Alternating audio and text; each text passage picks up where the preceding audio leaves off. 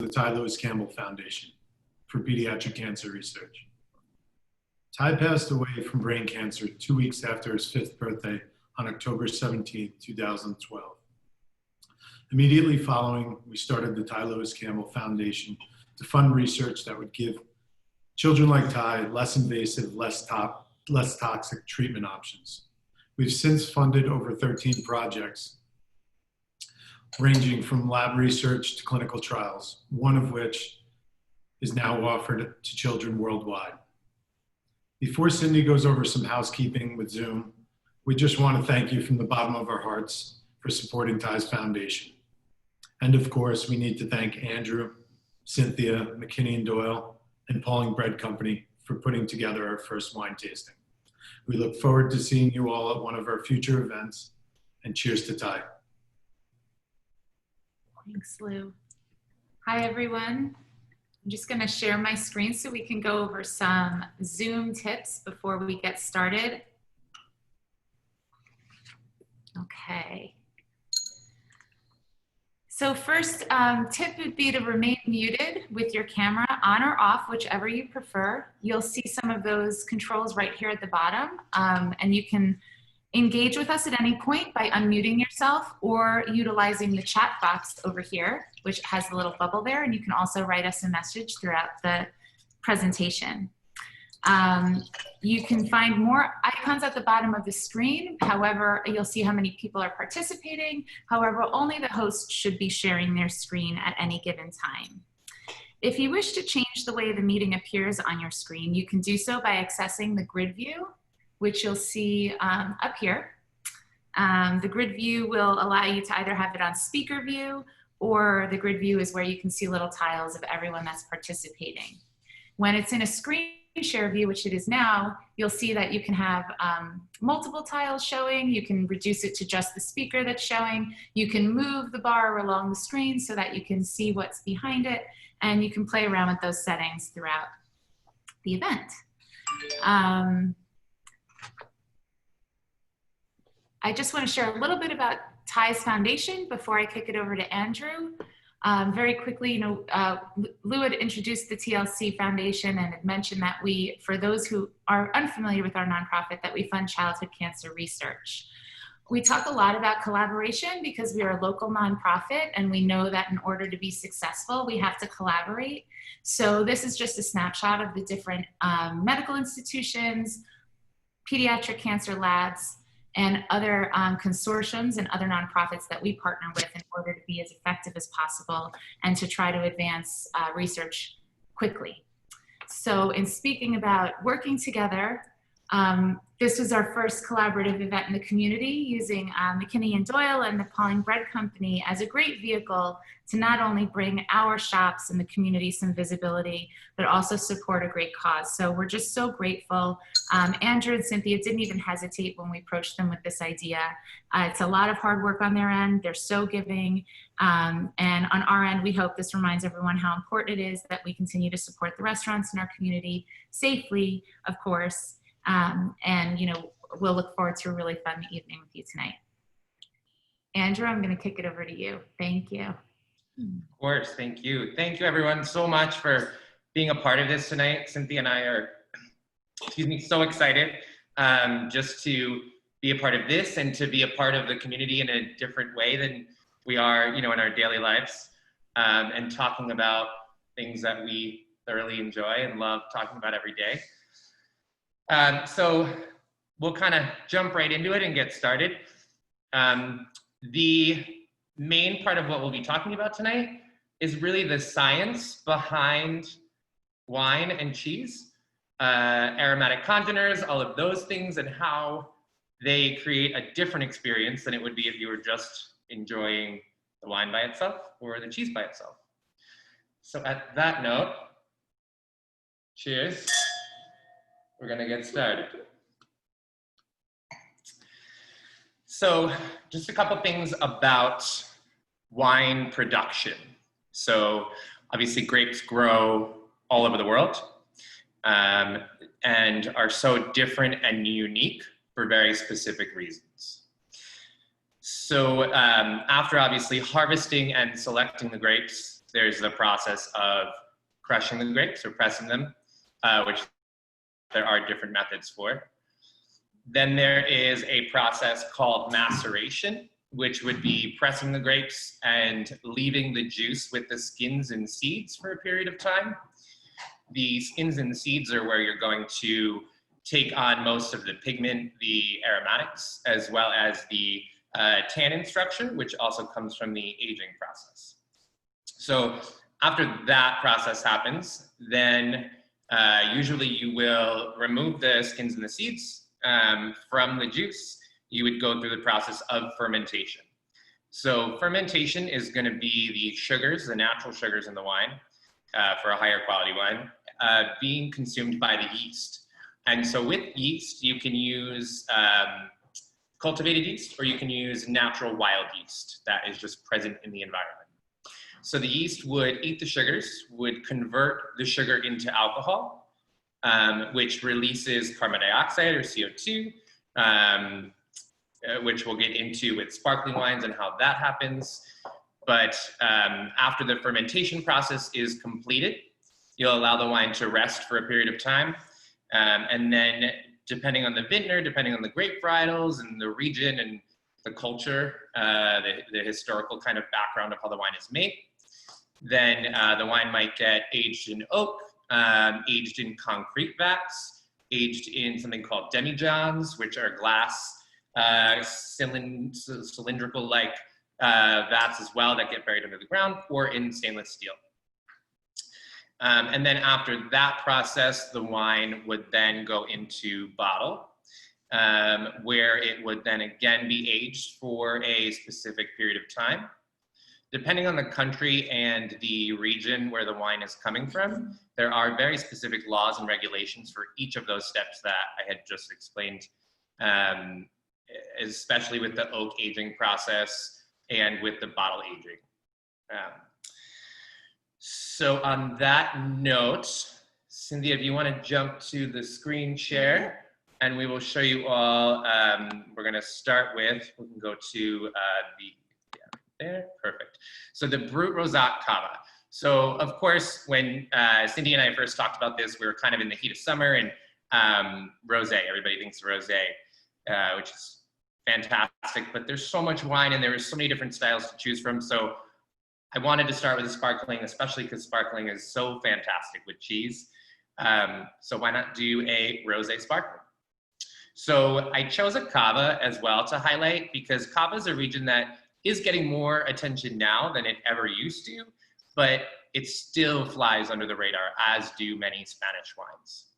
So Cava comes from a region in Spain called Catalonia, which we will show you shortly on the map. This region is in the northeastern part of Spain, but is right on the coast of the Mediterranean. So that specific position is very crucial and integral to the specific grapes that are grown there, because of things such as mistral winds, which is a specific wind pattern that comes in at night to cool off the vineyard sites, and a couple other mitigating factors is what they would be called. So Cava, just like with Champagne, starts off with the first process of pressing, fermentation, and the second process that's going to happen is what creates the sparkling in the wine. So it's called secondary fermentation. So after you have a fermented wine, it's still, you bottle it, but before you cork it, you're going to add a little bit of sugar. You should have the natural wild yeast present, especially because this is mostly made in very cultural regions. So it's the way that they have always been taught. The yeast will eat the sugar in the bottle, so the bottle will get corked, but that fermentation process is still happening. So as it's happening, it's releasing CO2 with nowhere for that CO2 to go. It's being trapped, hence creating the carbonation and the corks specific to Champagne and sparkling wine. So the sugar that's added is referred to as dosage. So anytime you ever hear dosage, that's usually what that means. Like a dose. Exactly. The grams of sugar that are added. And they're regulated by the government. So depending on what level of Cava or Champagne you're making, you can only use a specific dosage. And does the level of sugars affect the carbonation? The level of sugar will affect the carbonation because There's more food consumed, and more food consumed, there's more carbon dioxide. exactly. Kind So of making bread. see, so also too, as the yeast cells die, they're physical structures. So those yeast cells are then called lees, L-E-E-S.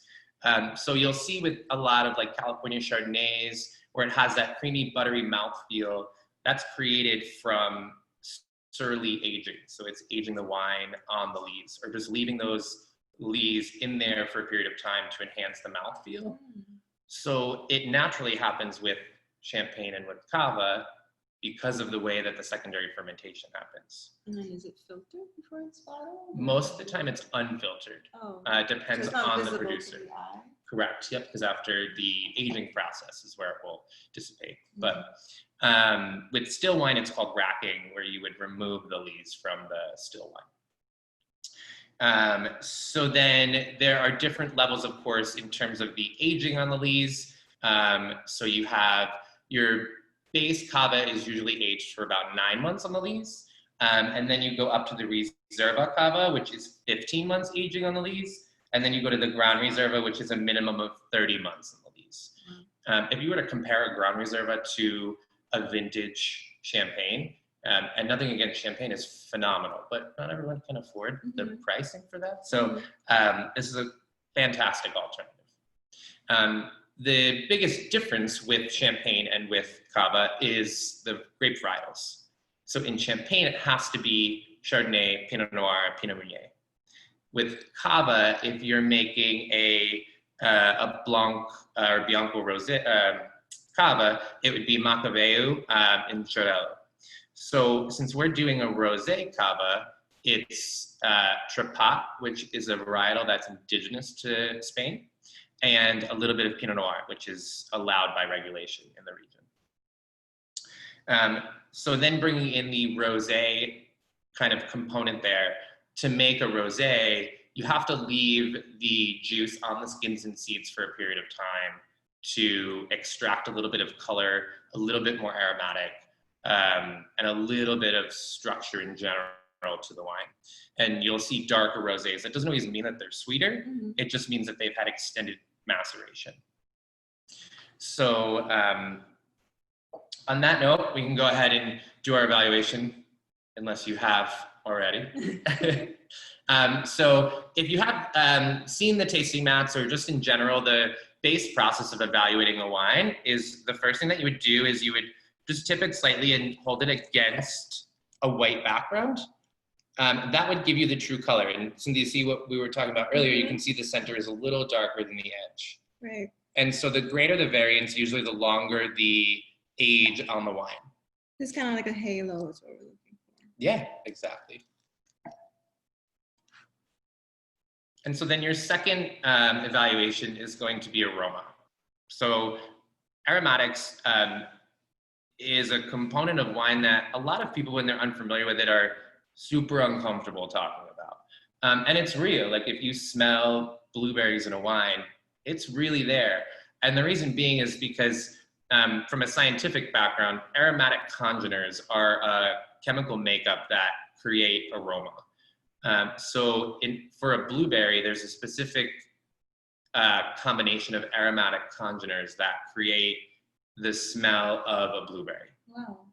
So it can be replicated, is what you're saying. That's how you recreate flavors, either chemically or naturally, but by not using the fruits. I'm detecting a woodsy aroma. Yeah, we're definitely gonna get like earthy, brioche, also kind of notes to it. So Trepat is known for its pigment because it's such a hot region in Catalonia in Spain. The hotter the region, usually the more riper the grape will get.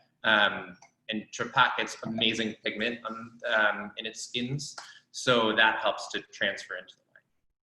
But like we had said before too, aromatic congeners pretty much lie in the skin of the grape.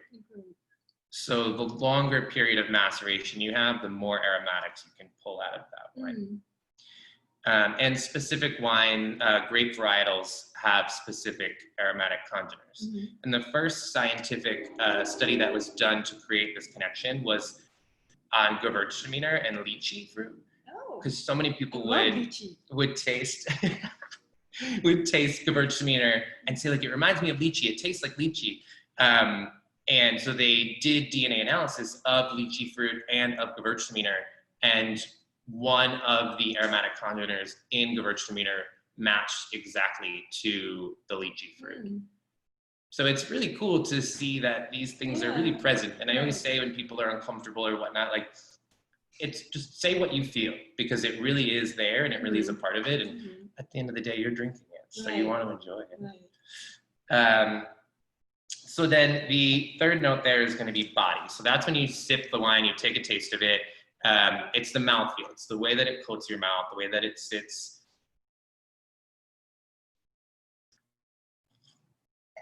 And so because of the aging on the lees, it's going to enhance the body weight a little more. It's going to give it that creamy mouthfeel. The bubbles also do that.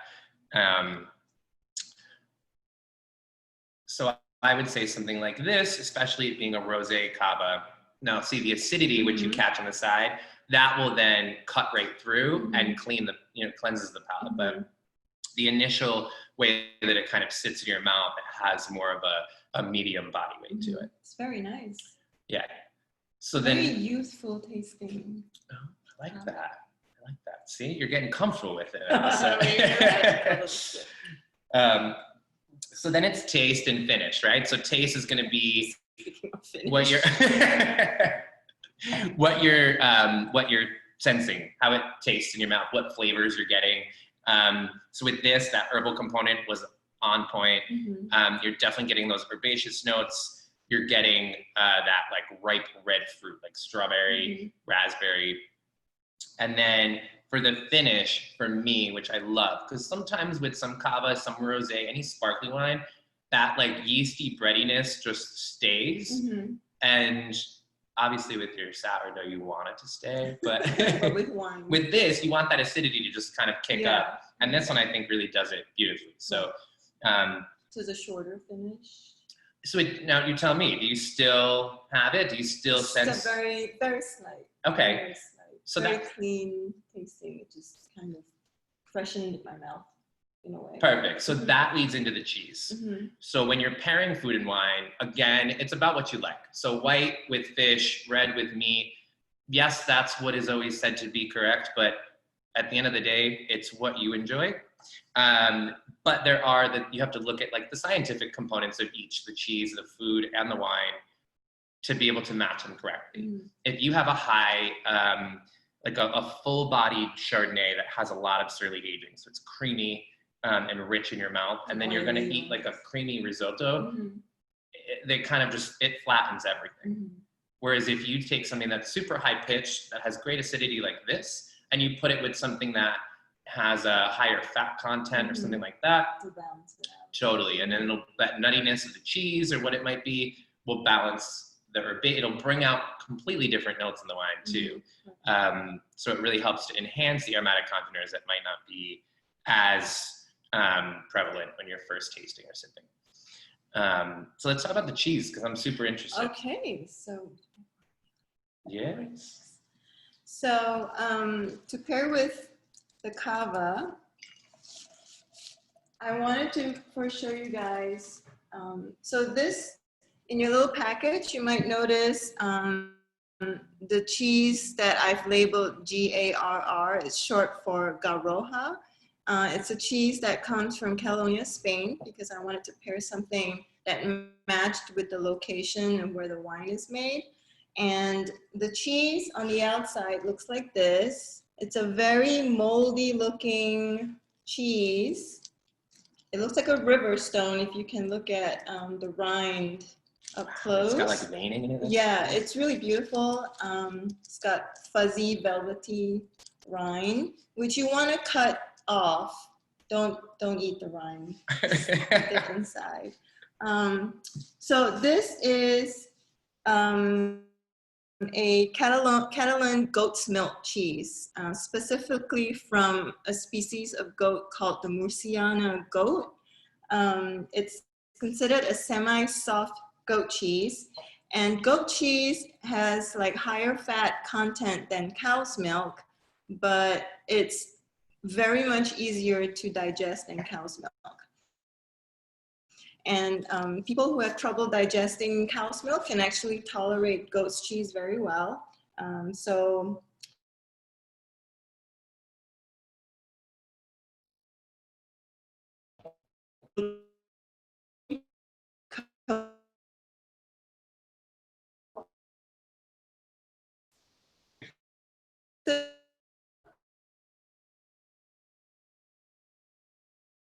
and for me, it's just perfect. It just washes the goat's milk cheese clean away from your mouth, and it prepares you for the next bite. The legend has it that this cheese was used by the team at Mythbusters. I don't know if you guys know the show, but they were trying to prove that according to this story called Battle of the Cheese, you're able to shoot a wheel of Garroja cheese through a sail of a boat. And they actually tried it and they deemed that plausible. So hopefully you guys have had a chance to taste the cheese now, and it'd be nice to know what you guys think and what notes you're picking up from eating the cheese. There's a little bit of woodsy aroma to it, and because it's goat's milk, it's a little earthy. It's rich without feeling too cloying, and it's just perfect. Well, it's such a great pairing because of the fruity notes that you get from the cava, and then that high acid to help balance out the fattiness of it. Mm-hmm. So you get the enhancement as well as the kind of cleansing of the finish. That's very nice. Do you want to jump to the map too, and we can show them? Now we're going to show you the map. So to the top right of Spain, which is highlighted in white, the red region right there is Catalonia, which is really close to Barcelona in Spain. Is it here where the red is? Yes, exactly. So it's right there. Perfect. And you'll see the coast of the Mediterranean too has a lot of juts and pieces of land that kind of come out. And those really affect wind pattern as well because of the waves that are coming in. And so vineyard sites will be very specifically planted in order to really achieve the proper temperature adjustments from day to nighttime. All right, great. Fantastic. Ready? Yes. Jump to the next. Next one. All right. So our second wine that we're going to be doing is Griglio, which is from Sicily. So really, really fun grape varietal that, again, is getting more notoriety right now. It was used for bulk production for Marsala. And the region of Sicily had a really bad rap for wine production because Why is that? Because the region itself is phenomenal for wine production. It's because of the volcano, the soil content is beautiful and perfect. Mm-hmm. The altitude is great. The temperature is perfect. Because of that, people, a lot of winemakers came in, bulk winemakers, back in the 40s and 50s, and converted everything to bulk wine production to make big jug Marsala. So it kind of cheapened it? Totally, and it just kind of ruined the reputation of the region. But there are very specific winemakers who have come out and now been very focused on the region and highlighting specific grapes. So this varietal was actually created in the 60s. So it's a hybrid. It's a crossbreed between two different varietals. So one of which being Caricante, which is a varietal indigenous to Sicily, which grows on the hillside slopes of Mount Etna. And the other varietal is Muscat de Alexandria. So Muscat is one of the varietals that has the, the highest aromatic compounds in the skins of the grape itself. And so you'll see the cross because then the Caricante is super weighty and oily in texture and has a bigger mouthfeel. So to cross those two grapes together you can really taste it after knowing that, how it kind of created its new child from that. So the Sicilia DOC is a fairly newer region by government regulation in the like southwestern part of the island. And Sicily also, just to highlight, is at the bottom of Italy. So like the boot is kicking Sicily. So the grape itself, for me, the Grillo has beautiful aromatics to it. It's got this kind of garden aroma. You get like this honeycomb flavor profile, and then this really high-pitched citrus note, which is really nice. And then in terms of mouthfeel, it's light to medium bodied, but finish is really acidic. And then also too, on the finish is where that honeycomb kind of comes through and coats your mouth. So it's a little different than the acidity that you're getting from the Cava Rosé, because it's not as high pitched. It's bright and fresh, but then that honeycomb balances it really nicely. So if you think of just with cooking, acidity, salinity, spice, all of those things in perfect quantities create a harmonious balance. So it's really the same thing with winemaking. So we can go ahead and do our evaluation.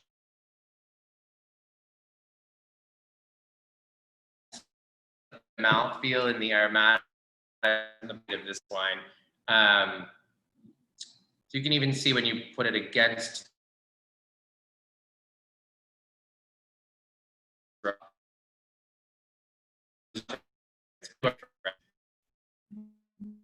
The more variance there is, the more aged the wine is what usually, yeah, exactly. Also too, I'm sure a lot of you have heard this, but as you swirl the wine, you'll see the way it runs up the sides, which is often referred to as legs. Really what that's showing you is viscosity. So the longer it takes to run down the side of the glass, the more viscous the wine would be, which is also linked to alcohol. So that's why they say if you do that and you see it slowly dripping down, it's going to be a higher alcohol wine. Not always 100% true, depends on who you speak to, but it does also reference sugar content. So again, your aromatics on this should be super bright. Citrusy. Yep. You get those herbal components that come through. Yeah. And then you get that honeycomb. Yeah.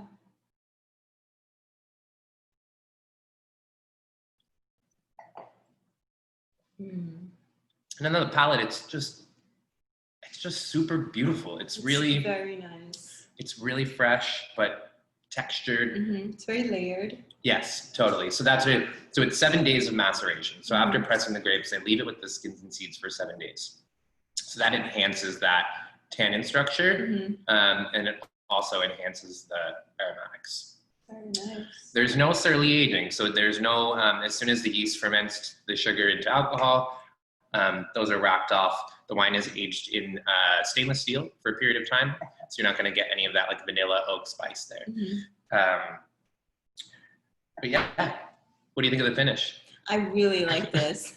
I like that that's where we're always at when we're on this point.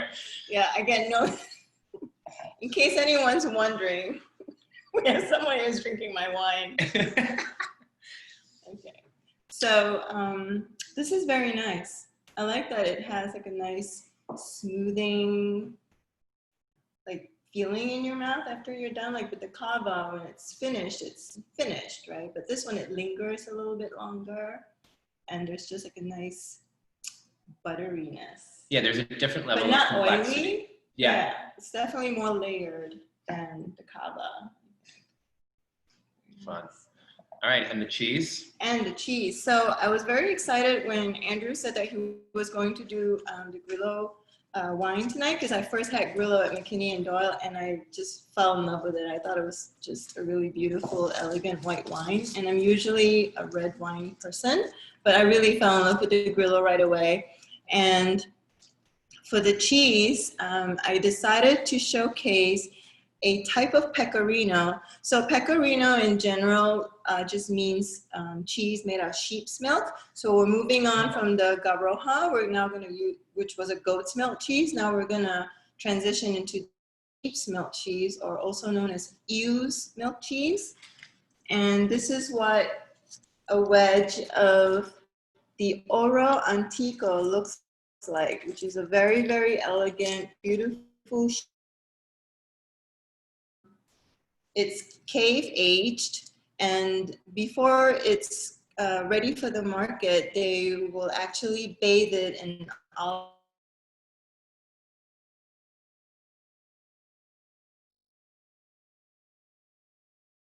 Does that help with? It helps with the flavor, and it helps preserve it.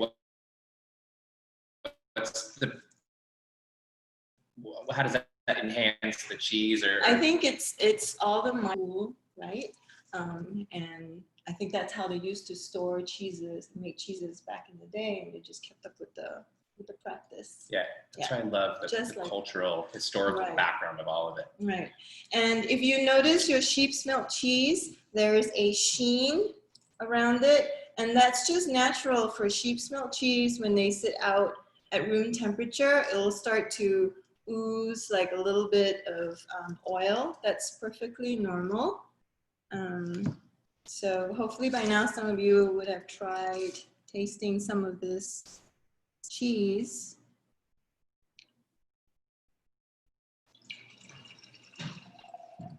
So it's flaky, citrusy, quite herbal, and it has like a little bite on your tongue, kind of like when you eat a pineapple, that little prickly sensation. And that's what you would get with this Oro Antico Pecorino. So sharp, when they say refer to a cheese as sharp, Right. is there a connection with? Yeah, really sharp cheeses will have that prickly sensation too. And also sometimes it's also described as pineapple or shortbread. I don't know why shortbread, but.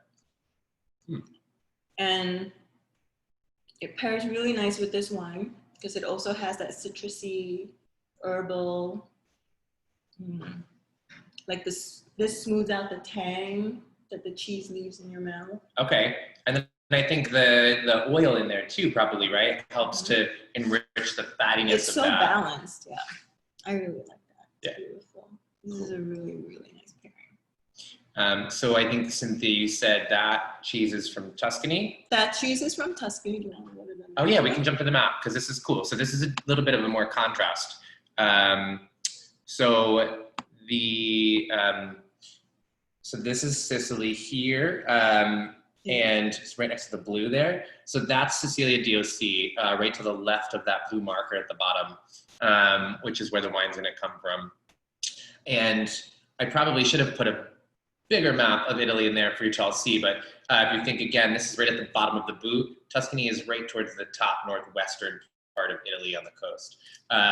So contrasting regions, and even though the same country, very different in terms of food culture, wine culture, grape varietals, and cheese, but yet it goes so well. It goes really, really well. Yeah, very nice. Great. All right, should we jump to the third? We should hear what people think. I know. Anyone has any questions? Ooh, what happened? I'm having a little.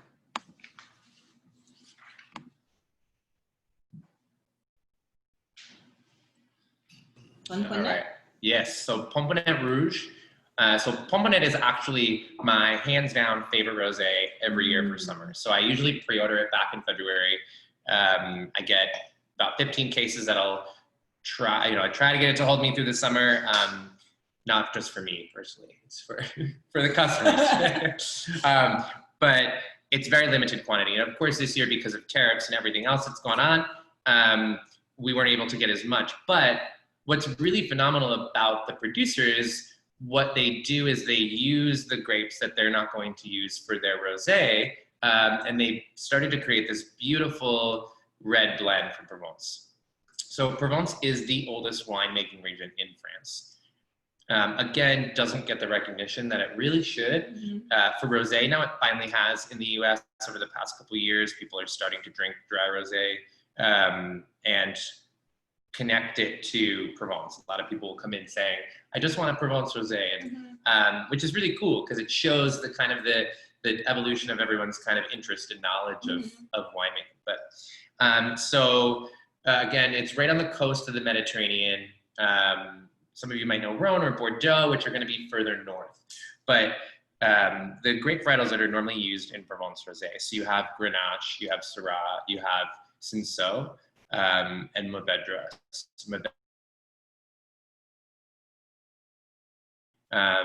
Is a really big wine. It requires what they say it's feet in the sand and face in the sun because it needs a really hot climate with Cool roots. tons of water. But when it's grown correctly, it adds in a really nice body weight. So like we had talked about with rosé earlier, you're using red grapes, you're pressing them, you're removing them from the skins and seeds. When you're doing the Pomponnet Rouge, you're using the same grapes, but now what they're doing is pressing and leaving for a longer period of time in maceration to enhance the color, to enhance the tannin, and the aromatics.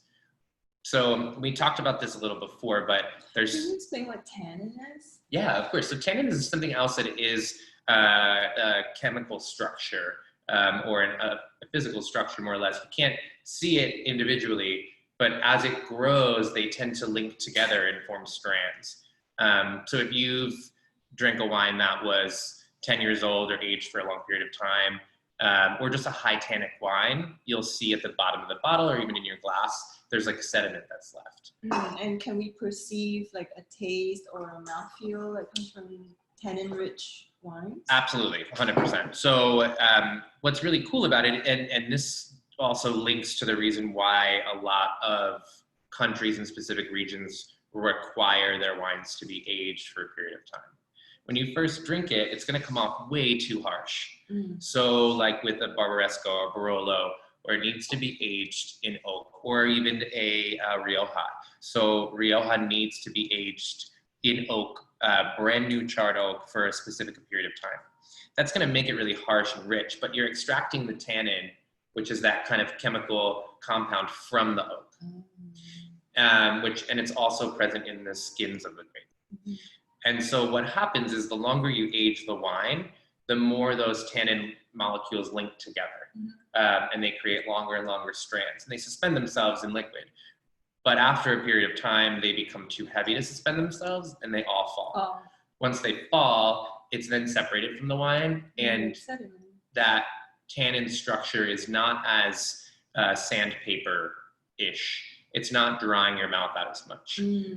So that's why, and you'll also see in those types of wines that greater rim variation, that like halo around the wine will be more of like a rusty brown from the aging and the removal of the tannin.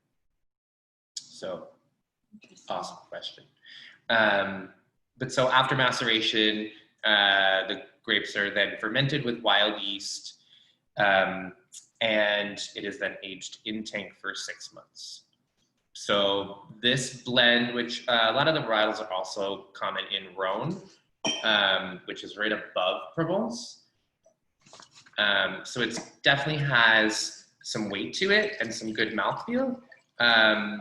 But the difference here is you have the mitigating factors of the climate. So you have the Provence region right on the Mediterranean coast. And what happens is during the day, it's super hot in the summer, right? So the grapes are getting tons of sunlight, but they need some time to cool off because they need to like take a minute. So at nighttime, there's this wind pattern that comes through because of the layout of the Mediterranean and how Europe is shaped around Italy and then the top of Africa. And that those mistral winds come in and they're very cool. So those come into the vineyard sites and cool off all the grapes. And what happens is it's called diurnal temperature shift, which is usually at higher altitudes, where during the day you're getting tons of sunlight, but at night it's really cold. Mistral winds, it sounds so romantic. It sounds like there's going to be music in the wind. but it is romantic because it creates this. So that helps to create a more elegant wine. It's not as extracted because of it being super ripe. It elongates the growing season, and you're bringing out more natural aromatics. This is very brightly colored. It is. So it's definitely something I would consider like ruby in color. And it's easier to see that halo with the red. And you can see it here, it's not extreme. You do see a little bit of it. So it'll have a slight tannin structure to it, but it's definitely very youthful. I smell a lot of berries in this. Totally. I mean, the nose is just right away. Wow. Almost this like, is one of your favorite wines, you said? I love the Pomponnet. The rosé. I love the name. Yeah. And the it's a husband and wife winemaking team who are fantastic. So in Provence, a lot of the younger generation were moving to cities. And so a lot of the farmland was not getting used or just getting abandoned. So the French government created this kind of incentive to get the younger people to come back to the region. And so the husband and wife team who then created the Pomponnet were one of those couples who came back to this farmland that was previously a co-op winemaking company, and decided to grow their own grapes. So they used vines that were present, they grew new vines, and it's just taken off. Super small production, which is why it's very limited and difficult to get, but they don't increase their prices and make it absolutely insane. It's accessible. It's just a really great wine that you can enjoy with a lot of different foods. Burgers, barbecue food, even like cassoulet and stews and things such as that. I just think it really is great. So I would wear this as a perfume. It smells really good. It reminds me of when they're cooking down the fresh fruit at the bakery for the tarts and pies. With a floral aroma too. It's not just berries. And you get this, it still has medium body weight to it, but because it's only aged in steel, it's still very youthful. Oh, this is aged in steel. Yeah, yep. So it did not extract any tannin from the oak barrels or whatever. Exactly.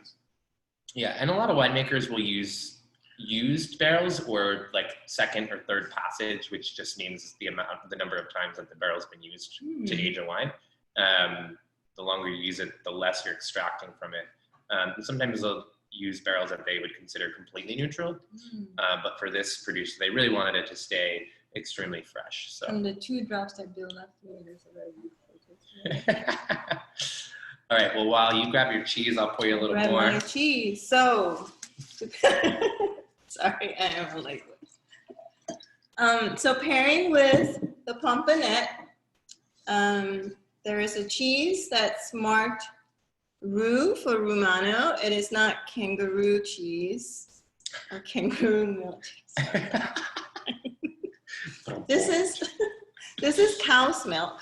And I'm taking us out of the region now from Italy or Spain. We're now going to the Netherlands. So this is a type of Gouda, but not really, because a Gouda needs to have a minimum of 48% milk fat in it. And this is below 48%. So technically it's not a Gouda, but they do consider it an aged Gouda.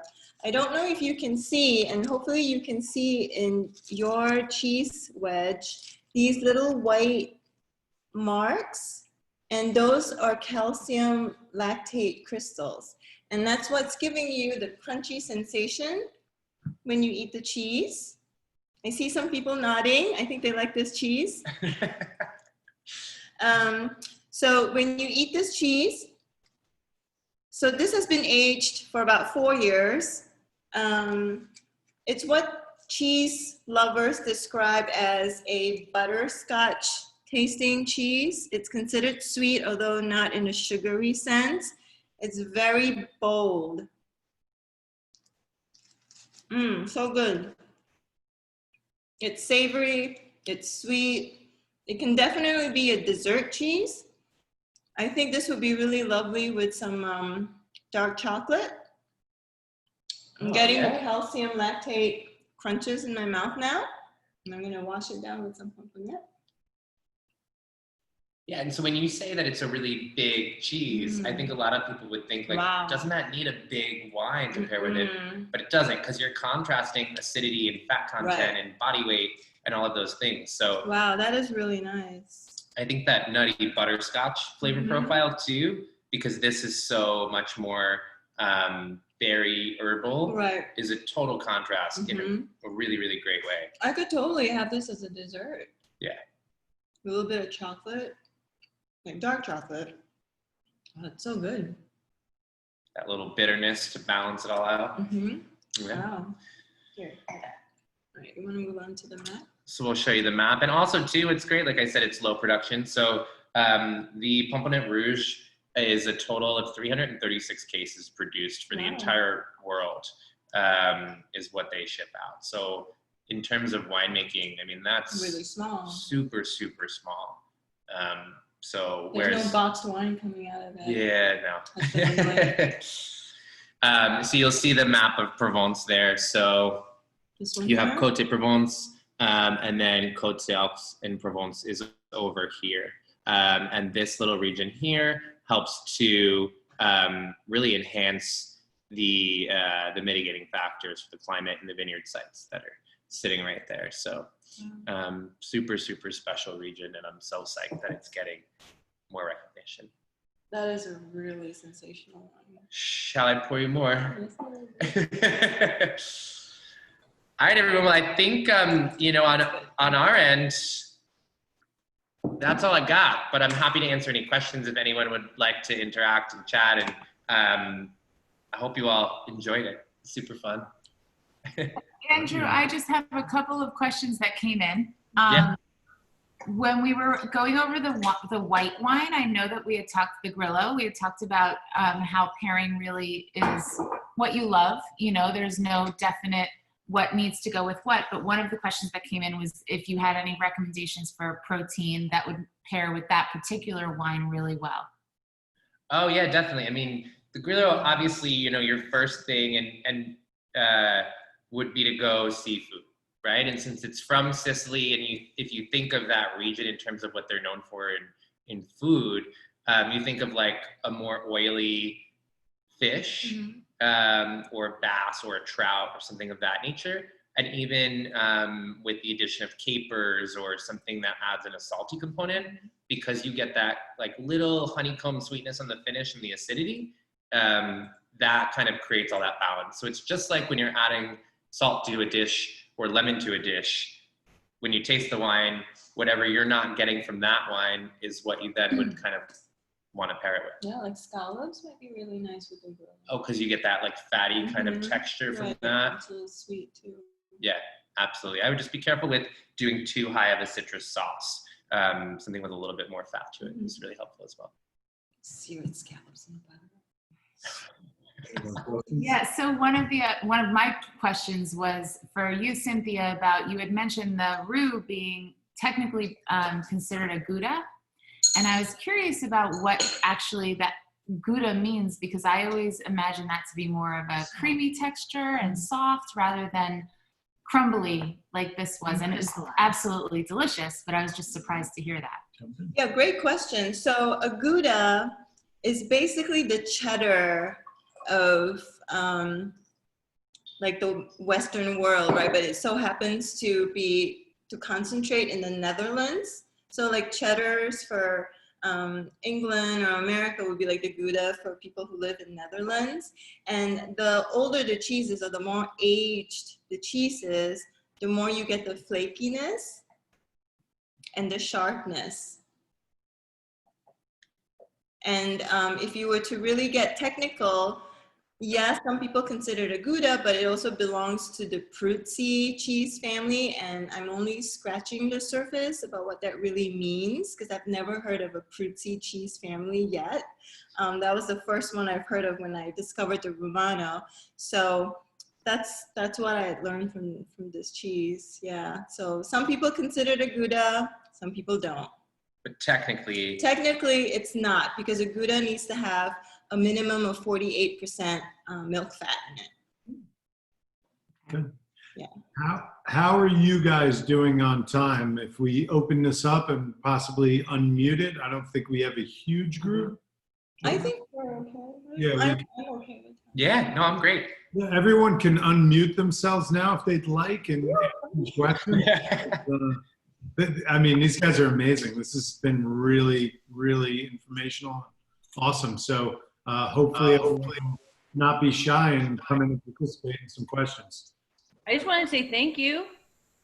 Oh, thank You're you. welcome. Thank you for participating. Did you have any favorites? All of them. I'm normally not a red drinker, but I do love this red a lot. My Yeah, this tea is amazing. Yay, red. I have a quick question. So, first, Andrew, you guys both were amazing, and your knowledge is mind-blowing, like beyond mind-blowing. And you obviously like opened us up. I think at least for us, opened us up to get beyond sort of the everyday thinking of sort of how to pair wine with food. But if you were to just sort of take it one step beyond sort of, you know, white and light reds with fish and light meats and heavier reds with meat, for the everyday thinker, you know, folks who are going into winology, is there sort of a way to sort of, aside from like reading and getting really up to speed, a way to sort of think about pairing wine with food at the next level from like, you know, very elementary level to the next level? Yeah, well, so if I understand what you're saying correctly, there is something that what we refer to from like the hospitality industry and a sommelier background is as a bridge wine. So a bridge wine is going to be a red most of the time that you could pour for a table that's having multiple dishes of food, and it would pair with all of your foods across the board. So things such as like a gamay, like a structured gamay from Morgon in France, specific Pinot Noirs, like Patagonia is a new region in Argentina for Pinot Noir, not new, but up and coming. And their Pinot Noirs are fantastic. So yeah, that's the biggest thing is if you go for a bridge wine, you'll start to understand kind of where it works and where it doesn't work, if that makes sense. Awesome. Great job, guys. This was awesome. If you taste a wine that, like I said, that's like has some salinity to it, or like a little salty edge, like an Albarino, you don't want to do a dish that has capers in it. If you do, like, you just want to balance. Got it. Cool. Thank you. I have a question for you, Andrew, and I don't know if this is just, if I'm remembering this incorrectly, but I recently tasted a wine from the coast of Spain, and I remember hearing that it was not aged in oak or, you know, probably in steel, similar to what we just tasted. However, it still had notes that, you know, resembled that it may have been aged in something more woody. And I was surprised by that. And I was just wondering if you'd ever heard that before or what the science behind that might be, that it could actually still take on that taste slightly, even though it wasn't necessarily aged in an oak barrel. Yeah, definitely. I mean, the age of the vines makes a big difference. So that's why there's, you know, it's referred to as like old world and new world in the wine regions. In Europe is considered old world because historically the process of winemaking in their culture and history dates back for a very long time. So there are vines, especially in Spain, there's a lot of vines that are pre-phylloxera, which is the disease that killed off a lot of the vines back in the 1800s. The older the vine, the longer it's growing down into the soil. So it's pulling up a lot more nutrients and a lot more richness. And also what happens is if you have like eucalyptus trees planted around your vineyard, they're also going into the soil. So their aromatic congeners and nutrients and all of that is in the soil. It's getting soaked up into the vines from the grapes. So you could most definitely have a lot of different, very complex notes that could be reminiscent of like some sort of oak aging without the wine ever being aged in oak. So if we're tasting, say, spices in a wine, that doesn't mean they were added to the barrel. It's basically we're tasting the compounds from the grape itself based on where it's planted. So it's not like they would age a wine with berries or cinnamon sticks or anything like that. Right, no, not at all. And Wow, it's I even didn't if you plant specific types of plants and herbs and things like that It around your, draws from it. yeah, it'll really enhance the flavor profiles. Thank you. That's so interesting. No, I thought they age wine with spices and I know. like strawberries in a vat of wine aging. It hadn't even occurred to me the age of the vine also Yeah. that might contribute. So Yeah. that was great. Yeah, and trees and bushes planted around it. So fascinating. Of course, Yeah. in the conditions that the vines are grown in, off the ocean, harsh winds. We were in Santorini, and they actually make the vineyard into like a basket. It's Basket trading, yeah. help protect itself. It's really interesting. Yeah, That's great. the same as Mount Etna in Sicily, which is so cool because they've trained them that way. And then the grapes sit on the inside of those baskets, which they're so close to the soil.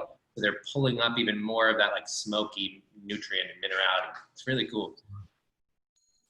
Cool. There was a question from Kelly Gallo about Great. what wine would pair best with whipped cauliflower. I'm going to guess Amy Tanner is with Kelly Gallo.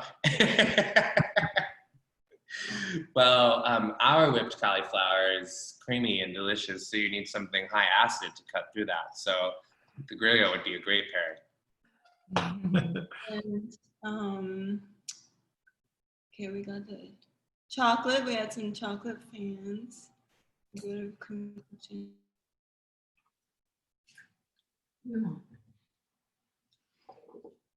Appreciate that.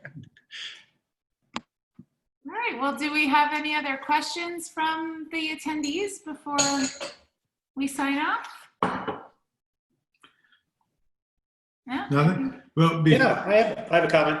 So next year, when the triathlon is back, why don't we finish it off that evening with a wine tasting? who is that? Is that Bert? Well, just- I agree. I second that. Yes, we can definitely add chocolate.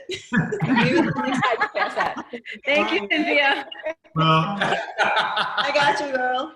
Thank you, girl. I'm going to say, before I have this show, you guys have to make sure you agree to give a percentage of the proceeds to the TLC Foundation because together it's like Michael and Kelly.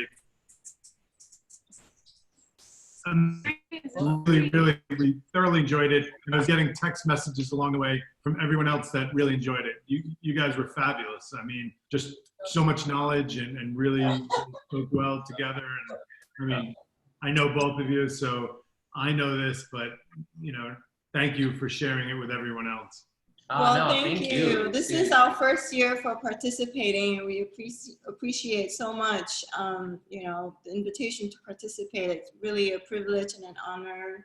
And so thank you guys very much. And thanks for, to everyone for joining in tonight. Yeah, absolutely. For listening. Thank you. So we really Thank you. Oh, thank you so much. Cheers, everyone. It was great. Bye. Cheers to Ty. Have a great night, and we You. appreciate all your support. Of course. Bye. I didn't miss you, Cynthia. Aw. Oh. Hey, Ty. Cheers, buddy. Cheers to Ty. Cheers to Ty. Bye. Cheers to Ty. Thank you all.